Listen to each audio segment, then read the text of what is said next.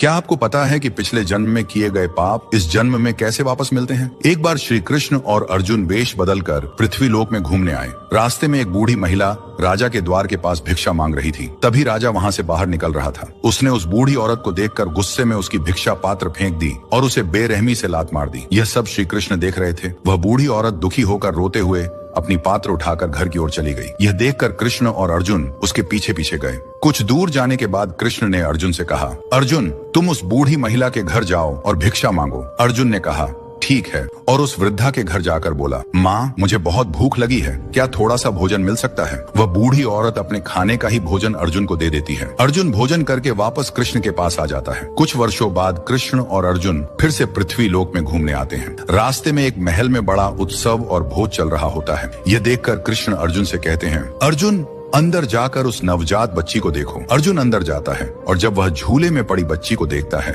तो वह बच्ची उसे देखकर कहती है, क्या हुआ, ठीक हो ना? यह सुनकर अर्जुन हैरान रह जाता है और वापस कृष्ण के पास आ जाता है। वापसी में अर्जुन देखता है कि एक बीमार कुत्ता जमीन पर पड़े बचे हुए भोजन को खाने की कोशिश करता है, लेकिन दूसरे कुत्ते उसे भौंककर भगा देते हैं। अर्जुन यह सब देखकर कृष्ण से पूछता है, हे कृष्ण ये सब क्या हो रहा है? तब श्री कृष्ण कहते हैं, अर्जुन वह छोटी बच्ची वही भिखारिन है जिसने पिछले जन्म में तुम्हारी भूख मिटाई थी, और वह बीमार कुत्ता वही राजा है जिसने उस बूढ़ी औरत को लात मारी थी।